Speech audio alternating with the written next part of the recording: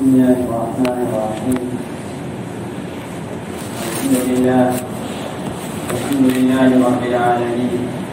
الصلاة والسلام على سيد الأنبياء والمرسلين وعلى آله وأصحابه وأزواجه وذرياته وأهل بيته وطاعته والناس أجمعين. أما بعد، أعوذ بالله من الشيطان الرجيم. بسم الله الرحمن الرحيم.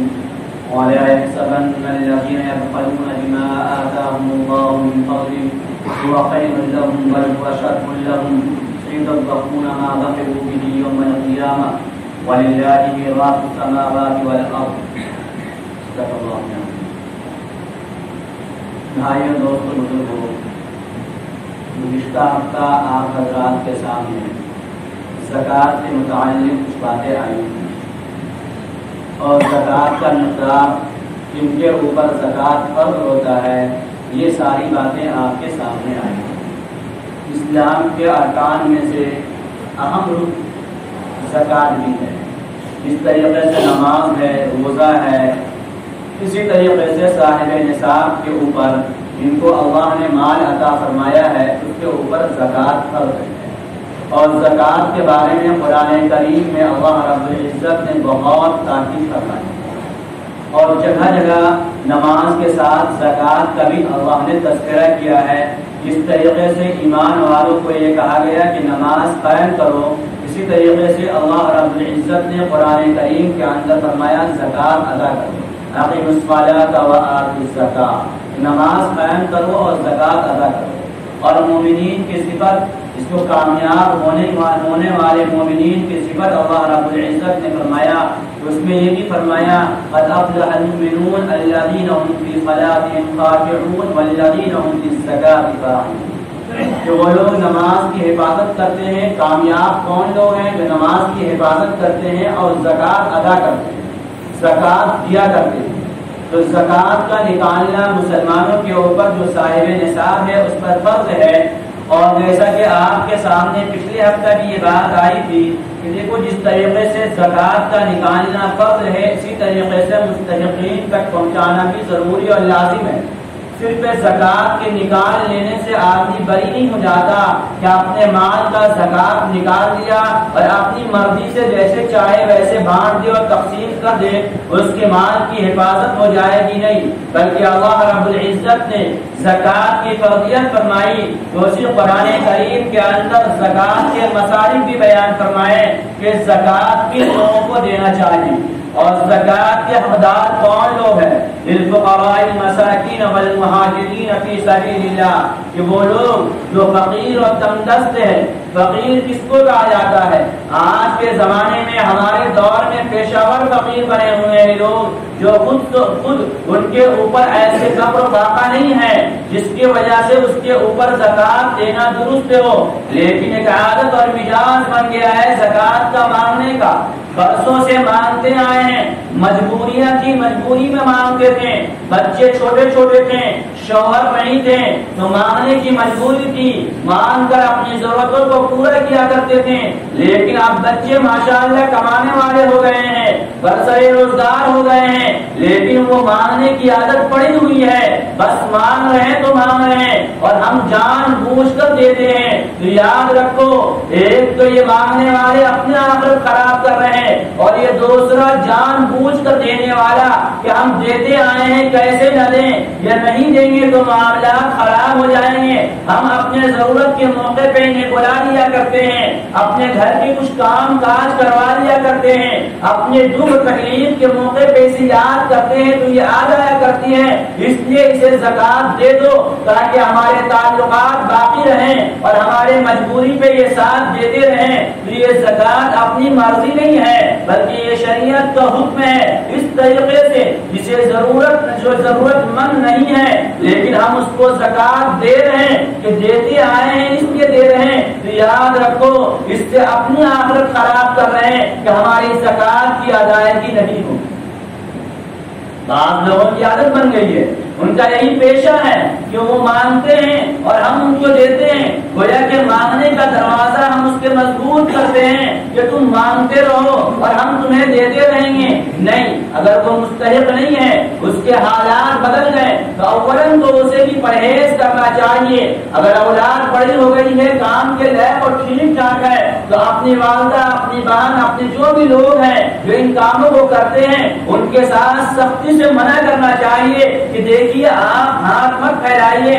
جب آپ کے ساتھ مجبوری تھی آپ دوسروں کے سامنے اپنے آنچل اور دامن کو پھیلایا کرتی تھی، لیکن اب ضرورت نہیں ہے، اس سے مت مانیے. اس بات کی تاکید کرے اور دینے والا بھی زکات ادا کرنے کے لیے خوب تحقیق کر کے زکات دے.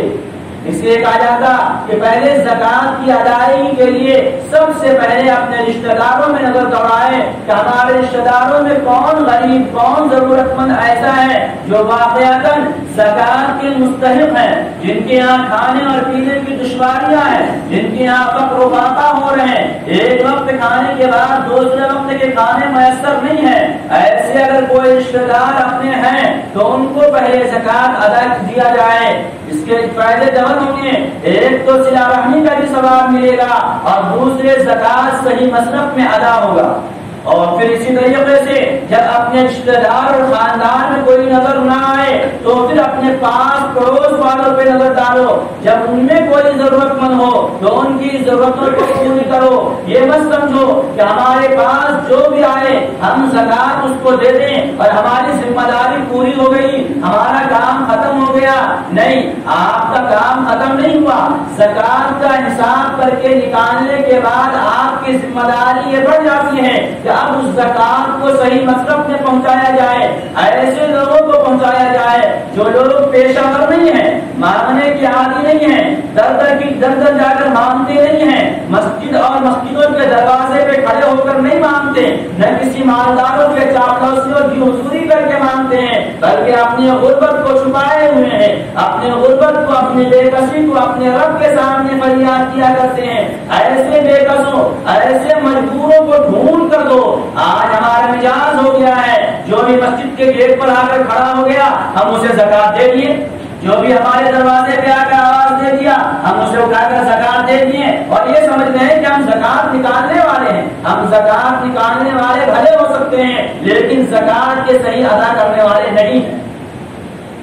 اس لیے زکات کی ادائیگی کے لیے تلاش کرو اور معلوم کرو اور ڈھونڈو اور پھر ان تک پہنچاؤ جو حقیقت میں ضرورت مند ہے. اور لوگوں کے پاس زبردستی آ کر مانگنے والے نہیں ہیں، خواہ کے اپنی تکلیف بیان کر کے مانگنے والے نہیں ہیں، بلکہ اپنی غربت کو چھپانے والے ہیں. اپنے محلے میں سروے کریں گے اور دیکھیں گے تو بہت سارے لوگ ایسے ملیں گے جو حقیقت میں غریب ہیں، غربت ان کے ساتھ ہے، لیکن وہ کسی کے سامنے اپنی زبان کو نہیں کھولا کرتے. اپنے گھر میں فاقے سے تو رہ جاتے ہیں لیکن اپنے معصوم بچوں پر اس بات کی تاکید کرتے ہیں کہ تم کسی کے سامنے یہ مت کہنا کہ ہمارے گھر پکانے کو نہیں ہے اور ہمارے گھر انتظام نہیں ہے. ہماری ذمہ داری ہے کہ ایسے لوگوں کو تلاش کر کے دیں تاکہ ہماری زکات کی ادائیگی ہو.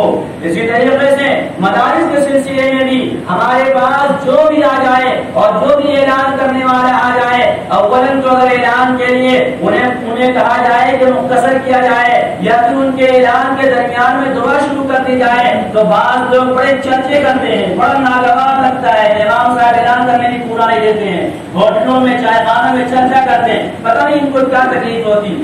تکلیف کچھ نہیں ہوتی، لیکن اللہ کا گھر میں خام ہوگا کہ اپنے لمبے چوڑے اعلان کرنے کی کیا ضرورت ہے. اگر ضرورت مند ہے اور واقعاً ضرورت ہے تو آپ کے حالات اور آپ کی حیات اور آپ کے الفاظ سے پتہ چل جائے گا. اس کے مدارس میں بھی ہم دینے میں یہ تحقیق کریں اور معلوم کریں کیا واقعاً یہ مدرسے میں مستحقین ہے یا نہیں، ان کے یہاں یتیم غریب نادار بچے ہیں یا نہیں. ایسا تو نہیں کہ محلے کے بچے پڑھنے آ رہے ہیں اور پڑھ کر جا رہے ہیں اور محلے ان کے یہاں مکتب کا نظام چل رہا یا پھر ان کے یہاں کوئی ایسا مصرف ہے ہی نہیں اور ہم ان کو زکات دے رہے ہیں. یاد رکھو ہر آنے والا عالم یا ہر آنے والا مفتی اور حافظ نہیں ہوا کرتا ہے. بعض لوگ وہ ہیں جن کی مصروفیت ہے، جن کی مشغولی ہے، بلکہ یہ کہا جائے تو شاید آپ حضرات کو بھی ناگوار لگے، بعض لوگوں کا یہ رسید لے کر مانگنے کا پیشہ ہے اور ہم یہ سمجھتے ہیں کہ یہ ضرورت مند ہے ان کو دے دیا جائے.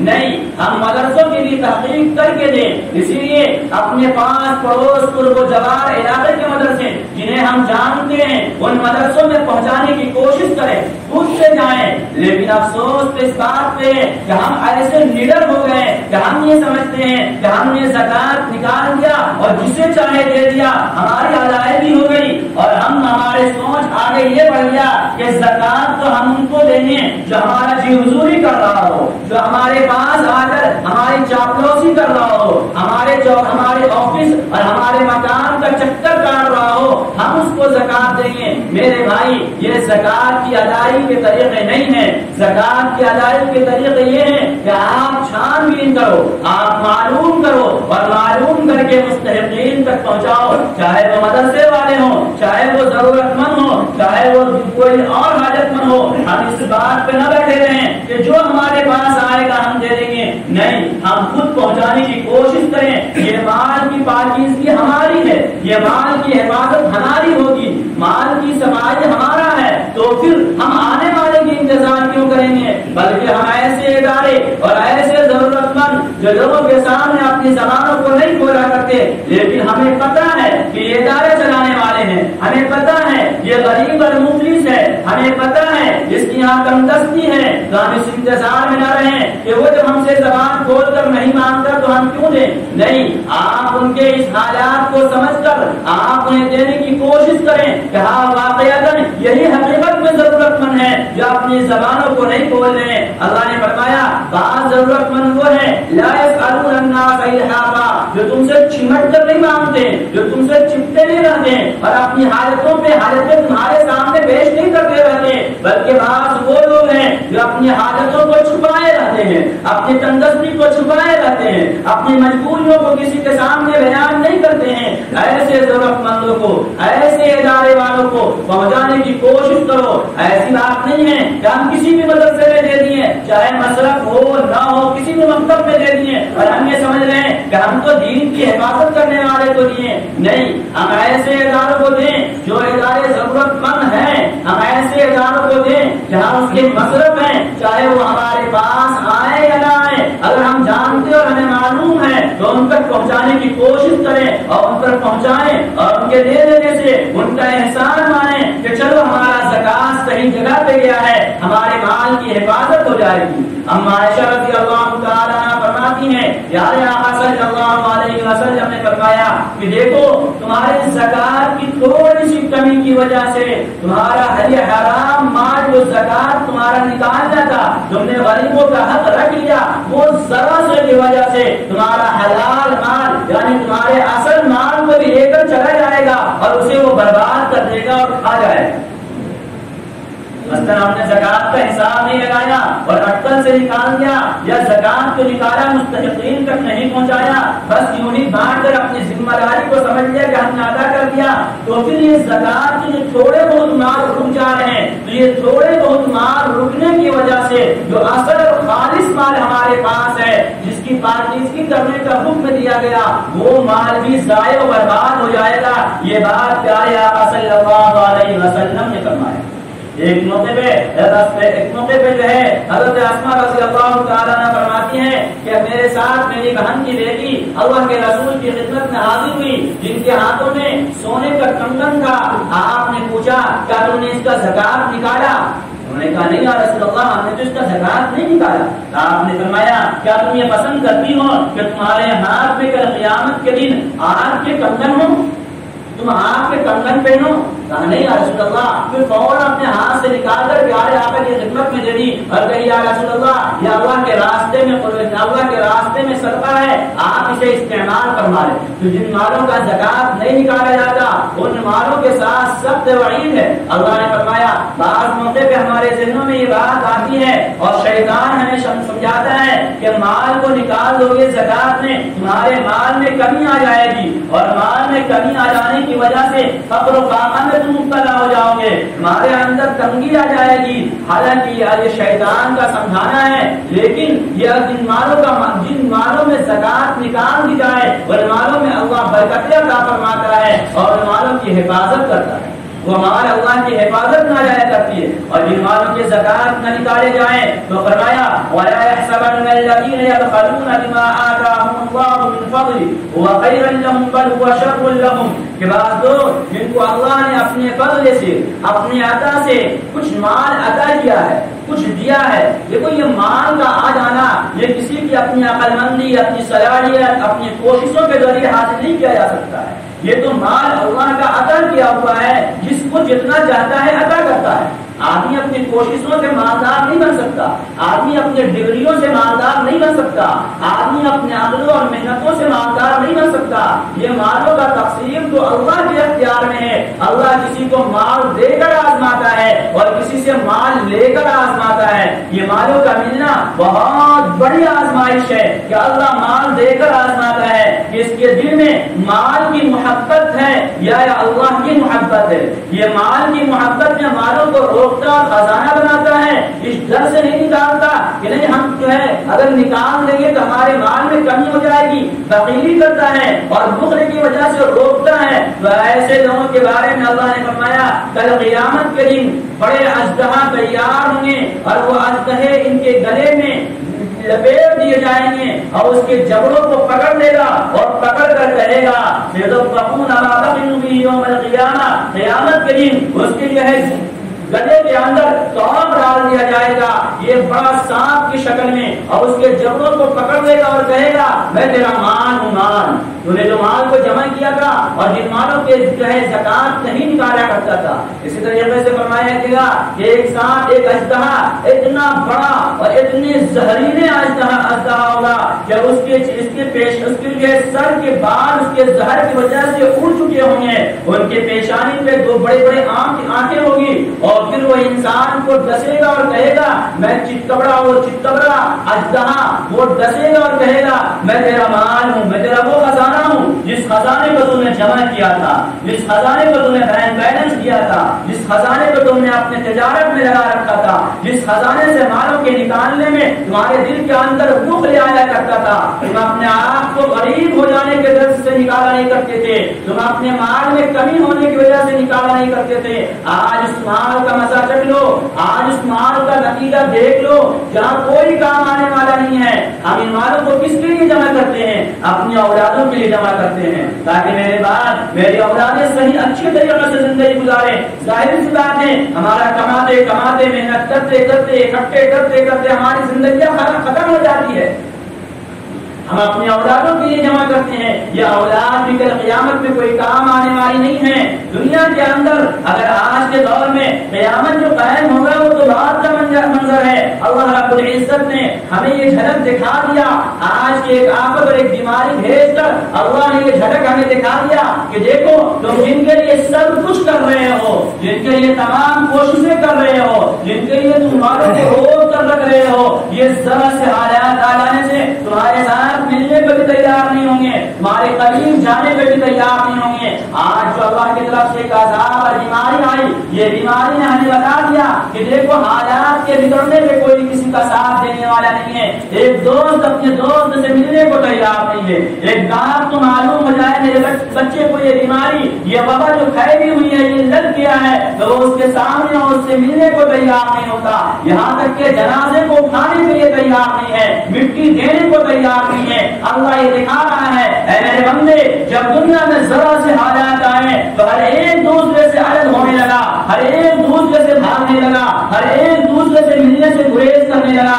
ہر ایک دوسرے سے ملنے سے کترانے لگا۔ تو کل قیامت کے دن جو سخت دن ہوگا، آسمان بھی سورج بھی سوانے سے پہ آ جائے گا اور زمین بھی اپنے تپش پہ ہوگی اور اللہ بھی غصے اور جلال میں ہوگا، اس وقت تمہارے لیے کوئی کام آنے والا نہیں ہے۔ تم آج کی جھلکیوں سے اندازہ کر لو، آج کی ان حالات سے اپنی زندگی کو بدلنے کے فیصلے کر لو۔ تم ان مالوں کو جمع کر کے رکھ رہے ہو اس لیے کہ ہمارے نسلیں کھائے گی، اس لیے کہ ہمارے بچوں کی پرورش ہوگی، اس لیے کہ ہماری اولاد صحیح اور اچھی زندگی گزارے گی۔ یاد رکھو جن کے لیے تم سب کچھ کر رہے ہو، کل قیامت کے دن جب عذاب میں گرفتار ہوگے اور جب تمہیں سزا دی جائے گی ان مالوں کے زکات نہ نکالنے کے بنا پہ، ان مالوں کو ضرورت مندوں کو نہ دینے کے بنا پہ، ان مالوں کو حاجت مندوں کے نہ دینے کے بنا پہ، تو پھر اس وقت تمہارا کوئی کام آنے والا نہیں ہے۔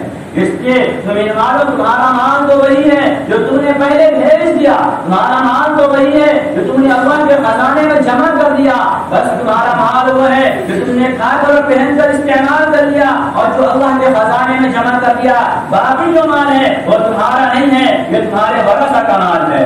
تمہارے آنکھ بند ہوتے دیر میں لگے گی، یہ بانٹنے میں دیر میں لگائیں گے، تمہاری آنکھیں بند ہوتے دیر میں لگے گی، اکاؤنٹوں کو جمع کرنے میں دیر میں لگائیں گے، بلکہ تم جن مالوں کو جمع کر کے جا رہے ہو ان مالوں کے لیے آپس میں قتل و قتال بھی کر لیں گے، آپس میں مقدمے بھی کر لیں گے، لیکن تمہیں پوچھیں گے نہیں، تمہیں یاد نہیں کریں گے، تمہارے ناموں پہ تمہارے ناموں پہ اللہ کے راستے میں نہیں دیں گے۔ اس لیے تم اپنی زندگی میں اپنے مالوں کو اللہ کے خزانے میں جمع کروا دو، تم اپنی زندگی میں اللہ کے خزانے میں جمع کروا دو، تمہارا یہ مال بڑھتا رہے گا بڑھتا رہے گا۔ فرمایا کتنا بڑھے گا اس کی کوئی حد نہیں ہے، اللہ جتنا چاہے گا، جو اللہ تمام دنیا کو اللہ فرمانوں کو دے رہا جب اس اللہ کے خزانے میں جمع ہو جائے گا تو وہ اللہ کتنا بڑھائے گا اور کتنا دے گا۔ فرمایا من الذی یقرض اللہ قرضا حسنا فیضاعفه له اضعافا کثیرا، کہ جو اللہ کو قرض حسنا دے دے،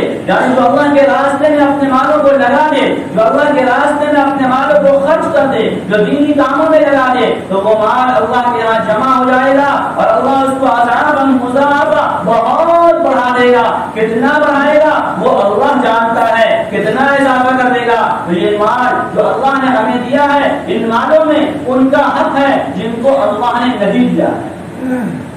یہ مال صرف ہمارا نہیں ہے، ان مالوں پہ اپنا حق نہ سمجھو، ان مالوں کو اپنا نہ سمجھو، بلکہ ان مالوں میں غریبوں کا حق ہے، ان مالوں میں یتیموں کا حق ہے، ان مالوں میں بیواؤں کا حق ہے، ان مالوں میں ضرورت مندوں کا حق ہے، ان مالوں میں ان دینی ادارے اور دینی کام کرنے والوں کا حق ہے جنہوں نے آپ کی حفاظت کے لیے اور آپ کے دین کی حفاظت کے لیے اور آپ کے ایمان کی حفاظت کے لیے اور آپ کے دین آپ کے نسلوں میں قرآن کو منتقل کرنے کے لیے، نمازوں کے درست کرنے کے لیے اپنے تمام دنیاوی مشاغل کو چھوڑ کر ان مدرسوں میں لگے ہوئے ہیں اور معمولی تنخواہوں میں جن میں ان کی ضرورتیں بھی پوری نہیں ہو سکتی، ایسے معمولی تنخواہ پہ رکھ کر کام کر رہے ہیں تاکہ نسلیں ہمارے تعلیم یافتہ ہو جائے، ہمارے نسلوں کی ایمان بن جائے، ہمارے نسلوں میں قرآن منتقل ہو جائے، ہماری نمازیں صحیح ہو جائے، ہمارے روزے صحیح ہو جائیں۔ ایسے ادارے اور ایسے کام کرنے والوں کو دینا ہماری ذمہ داری ہے، ہمارے اوپر ضروری ہے کہ ہم ایسے اداروں کو ڈھونڈ کر تلاش کر کے دیں، ان تک پہنچائیں۔ اگر ہم نہیں پہنچاتے ہیں تو پھر ہماری زبان جو آج یہ کہہ رہی ہے اور ہم جو اپنے پاس بیٹھ کر لوگوں میں تذکرے اور تبصرے کر رہے ہیں کہ ناپاک سازش کرنے والے اور باطل طاقتوں نے یہ منصوبہ بندی ارادے سے اور منصوبے سے کام کیا کہ مدرسے کے نقصان کی وجہ سے رمضان میں ایسے طریقے اختیار کرتے ہیں تاکہ کوئی سفر نہ کر سکے، کوئی مدرسے کے فائدے کے لیے اور مدرسے کی مالی فراہمی کے لیے کہیں جا نہ سکے۔ بقرعید کے منتر پہ جو آمدنی کے ایک ذرائع ہیں ان ذرائع کو گرانے کے لیے اس کے ریٹوں کو گرا دیتی تاکہ یہ مدرسے بند ہو جائیں۔ ہم مسلمان ہیں، ہم اپنے عمل سے یہ بتائیں کہ اے ناپاک سازش کرنے والے، تم اپنے ناپاک سازش اور منصوبے تو کر سکتے ہو، لیکن ہم ایسے انسان ہیں اور ایسے نبی کے ماننے والے ہیں کہ یہ مدارس محافظ دین ہیں، یہ مدارس قلعہ ہیں، یہ مدارس ایمان کی حفاظت کی ذمہ دار ہے، اس لیے ہم اپنے مالوں کو ان تک پہنچائیں گے، ہم آنے کے محتاج نہیں ہوں گے۔ اور پھر یہ ادنا درجہ ہے کہ ہم اپنے مالوں کو پہنچائیں، زکات کے مال کو اعلیٰ درجہ تو یہ ہے۔ میں نے بار بار آپ سے کہا کہ آپ ان کے یہاں صرف زکات اور چمڑے پہ مدرسوں کو منحصر مت کیجیے کہ یہ زکات اور چمڑے سے چلیں، بلکہ آپ اپنے خالص رقم، آپ اپنے ماہانہ خرچ میں ان مدارس کو شامل کریں۔ آپ اپنا ماہانہ خرچ جو بھی کرتے ہیں اس میں کچھ نہ کچھ حصہ ان مدرسوں کو شامل کریں، بلکہ آپ اپنے گھروں میں ایک ڈبہ اور ایک گلک رکھ لیں، اس میں روزانہ اپنے آمدنی کے اعتبار سے اس ڈبے میں ڈالتے رہیں تاکہ یہ صدقے کے ذریعے ہماری مصیبتیں بھی ٹلے، ہماری بیماریاں بھی ٹلے۔ اس لیے کہ پیارے آقا نے فرمایا جب صدقہ نکالا جاتا ہے تو پھر اللہ بلا کو بھیجنے کا اگر فیصلہ بھی کر دیتا ہے تو اس کو ٹال دیتا ہے، اس کو ہٹا دیتا ہے۔ تو اپنے گھروں میں ایک گلک رکھیں، ایک ڈبہ رکھیں، اس میں روزانہ صدقے کی رقم ڈالیں اور پھر مہینے میں کچھ دنوں میں اس کو نکال کر کسی دینی ادارے میں پہنچائیں. اگر ہم ایک ساتھ ایک مہینے میں اپنے آمدنی سے نہیں نکال سکتے تو روزانہ کی یہ ترتیب بنائیں اور اپنے آپ کو باطل کو یہ بتا دیں کہ اے باطل طاقتیں تمہارے منصوبے کچھ ہو سکتے ہیں لیکن ہمارا منصوبہ تو یہ ہے کہ ہمیں مدارس کو زندہ رکھیں گے, ہمیں مدارس کو باقی رکھیں گے, ہم یہاں پڑھنے کے نظام کو قائم رکھیں گے, ہم یہاں کے تعلیم کو زندہ رکھیں گے, اس لیے کہ ان کے ذریعے ہماری ایمان کی بھی حفاظت ہے, ہماری نماز کی بھی حفاظت ہے, ہمارے قرآن کی بھی حفاظت ہے. اور اگر ہم یہ ایسا کریں گے تو پھر یاد رکھو پھر قیامت کے دن بھی اللہ اس کا بدلہ عطا فرمائے گا اور دنیا کے اندر بھی بہترین بدلہ اللہ دے گا. آج باطل طاقتیں اور باطل منصوبہ کرنے والے اپنی ہمت و جرأت میں آگے کیوں بڑھتے جا رہے ہیں؟ انہوں نے پچھلے سال یہ پلاننگ کی, ان کے ان پلاننگ اور منصوبوں کے بنا پہ بہت سارے چھوٹے چھوٹے ادارے بند ہو گئے, بہت سارے چھوٹے چھوٹے مدرسے بند ہو گئے, بہت سارے علماء بزنس اور کاروبار میں لگ گئے. وہ سمجھ گیا ان کا دار و مدار واقعتاً اسی پہ ہے. مسلمان ابھی اپنا خالص مال لگانے والا نہیں بنا.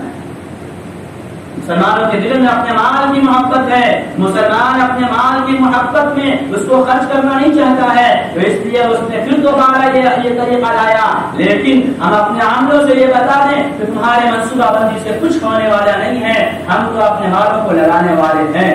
اس لیے کہ یہ مال میرا نہیں ہے, یہ مال تو اللہ نے ہمیں عطا کیا ہے, یہ امانت کے طور پہ دیا ہے, اس کا امانت کے طور پہ ہر ضرورت مندوں تک پہنچائیں, ان کا حق ہے ان کو پہنچائیں. تو مالوں کے معاملات میں تو یہ کام کریں. دوسرا یہ کہ دیکھو رمضان کا موقع ہم سے یہ رخصت ہو رہا ہے, الوداع جمعہ پڑھنے کے لیے ہم یہ سوچ کر آ گئے کہ آخر جمعہ ہے, ہم پڑھنے کے لیے آئے ہیں. کیا ہم نے آنے سے پہلے تنہائی میں بیٹھ کر یہ غور کیا کہ یہ مہمان ہم سے رخصت ہو رہا ہے, کیا ہم نے اس کے اعزاز اور اکرام صحیح کیا؟ الوداع لفظ تو بڑا آسان ہے لیکن یہ بہت معنی دار اور بہت ہی ایک خوشی, بلکہ میں کہتا ہوں خوشی اور غم کا سنگم ہے. یہ مبارک مہینہ ہم سے جان ہو رہا ہے, ہم نے اس کے روزے رکھے, تراویحیں پڑھی, لیکن کیا جیسا حق تھا ویسا حق ادا کیا؟ پیارے آقا نے فرمایا تھا کہ دیکھو روزہ اور قرآن کریم یہ دو ایسے جھگڑالو ہیں جو قیامت کے دن اللہ کے سامنے جس کے بارے میں جو فیصلہ کروا لے, جس کی قدردانی کرے گا, اس کا خیال کرے گا, اللہ کے سامنے مقدمہ دائر کروا کے جنت کا فیصلہ کروا, اور جو اس کی ناقدری کرے گا اللہ کے سامنے عدالت میں مقدمہ دائر کروا کے جہنم کے فیصلے کروا. تو کیا روزہ جو ہمارے سامنے آیا تھا, یہ رمضان کے جمعے چلے گئے, رمضان کے دن چلے گئے, رمضان کی راتیں چلی گئی, شب قدر گزرتے چلے گئے, کیا ہم نے اس رات کے اور ان دنوں کے اور ان روزوں کے اور ہم نے قدردانی کی؟ کیا ہم سے اس کا قدر ہوا؟ نہیں ہوا تو اللہ کے سامنے گریہ وزاری کریں, اور یقیناً نہیں ہوا. ہم کہاں کا کر سکتے ہیں؟ ہماری یہ روزیں, ہماری یہ تراویحیں جو گھڑی دیکھ دیکھ کر ہو, ہماری یہ روزیں جو افطار کے وقت میں اثر کے بعد سے بے چینی ہو جائے کتنے پہ ہے کیا ہے, یہ روزے کیسے ہمارے ہیں؟ ہم ذرا اللہ کے پیارے آقا نے فرمایا کہ اس کے لیے اگر فیصلہ کروا دیں جہنم کو تو جہنم کے فیصلے ہو جائیں گے. کیا رمضان کا مہینہ جو ہم سے جا رہا ہے ہم نے اپنے اللہ کو راضی کرنے والے کام کیے؟ اللہ نے یہ موقع ہمیں ٹریننگ کے لیے دیا تھا, کیا ہماری ٹریننگ ایسی ہو گئی کہ جس طریقے سے ہم رمضان میں نماز کے لیے اپنے چاہے جتنے کاروبار میں مصروف ہیں ہمارا دھیان ہر وقت گھڑی پہ لگا رہتا ہے کہ کبھی نماز اور جماعت نہ نکل جائے؟ کیا ہماری ٹریننگ ایسی ہو گئی کہ ہمارے 11 مہینے بھی نمازیں نہیں چھوٹے گی؟ کیا ہم 11 مہینہ بھی مسجدوں کو آباد کرنے والے ہوں گے؟ اگر ایسی ٹریننگ ہماری ہوئی ہے تو اللہ کا شکر ادا کریں, اور اگر نہیں ہوئی تو پھر اللہ کے سامنے روئیں کہ اللہ پتہ نہیں یہ رمضان ہمارا قضا کا ذریعہ تو نہیں بن جائے گا؟ جو آپ نے ہمیں سیزن دیا تھا بخشش کا, جو آپ نے ہمیں موقع دیا تھا اپنا آپ کو منوانے کا اور اپنے آپ کو راضی کرنے کا, ہم نے آپ کو راضی نہیں کیا, ہم نے آپ کو منانے کے لیے کوئی کوشش نہیں کی. جس طریقے سے عام راتوں میں سو کر گزار دیتے تھے ایسے ہی رمضان کی راتیں بھی ہمارے سو کر گزر گئی, فجر کی نماز رمضان میں بھی ہماری قضا ہونے لگی. اللہ کے سامنے یہ رمضان جائے گا اور اللہ سے کہے گا کہ آپ نے اپنی امت اپنے بندوں کو اور پیارے آقا کی امت کو اس لیے عطا کیا تھا کہ اس کی عمریں کم ہے, اسے شب قدر دے دو تاکہ نیکیاں کر کے تھوڑی نیکی میں آگے بڑھ جائے. آپ کے بندے تو رمضان میں بھی سوئے رہ گئے.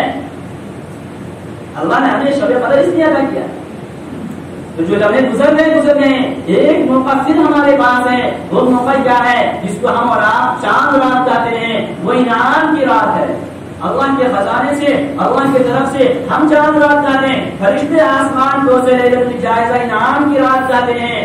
اللہ کے سامنے ان رات کو عبادت کرو اور اللہ کے سامنے اپنے آپ کو سرنڈر ہو کر کہو کہ اللہ، دنیا میں بہت سارے مزدور جب کام کرتے ہیں تو بعض مزدور تو پاکیزہ کام بھی ہوتا ہے، لیکن مالک جب حاضری بانٹتا ہے تو ان کو بھی دیتا ہے جو کام نہیں کیا تھا، ٹائم پاس کیا تھا. اللہ، ہم نے تو رمضان میں ٹائم پاس کر دیا، لیکن بہت سارے تیرے بندے رمضان کی قدردانی کیے ہیں. اے اللہ، جب تم اس کو نوازنا تو ہمیں بھی دے دینا اور ہمارے لیے بخشش کے فیصلے کر دینا.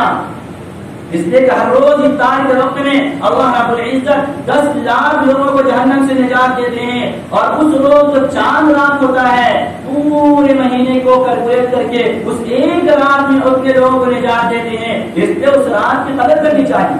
وہ رات بازار گھومنے کا نہیں ہے، وہ رات اپنے عید کی کمی پوری کرنے کے لیے نہیں ہے، اس رات بازار میں دھکے کھانے کے لیے نہیں ہے. وہ رات تو اللہ کو منانے کی رات ہے. پورے مہینے ہم نے جو غفلت سے گزارا ہے، اس ایک رات میں اللہ کو منا لو اور اللہ کے سامنے ہدایت مانگ لو اور اللہ سے عافیت مانگ لو. وہ رات تو اللہ کو منانے کا ہے. خود بھی ایسا کریں، اپنے گھر کی مستورات پر بھی تاکید کریں. بڑا افسوس ہوتا کہ رمضان کے مہینے میں ہماری الفاظ طور پہ چاند رات کو ہماری وہ ماں بہنیں جو سال بھر باہر نہیں نکلتی، وہ بھی نامعلوم کن کن کاموں سے اس رات میں باہر نکل جاتی. جو رات بخشش کی رات ہے، وہ رات بھی انعام کی رات ہے. کہ چلنے کی جگہ نہ رہے، چلنے والے کو دھکے ہو، آنے والا گھوم پھر کر ادھر ادھر سے جائے، کہیں سے راستے نہیں جائے. یہ مسلمانوں کے بازار چاند رات اس لیے نہیں ہے. چاند رات تو اس لیے ہے کہ اے میرے بندے، جو تم نے مہینے کو غفلت سے گزارا، اس ایک رات میں اللہ کے سامنے معافی مانگ لو اور اللہ کو راضی کرنے کی فکر کر لو. اللہ راضی ہو جائے گا. اللہ کو راضی ہونے کے لیے اور نوازنے کے لیے اور معاف کرنے کے لیے رمضان کا پورا مہینہ عطا نہیں کیا ہے. اور پھر آخر میں وہ رات اسی لیے عطا کرتا تاکہ میرے بندے جو غفلت ہو گئی، تم غفلت کو بھول کر میرے سامنے آ کر معافی مانگ لو.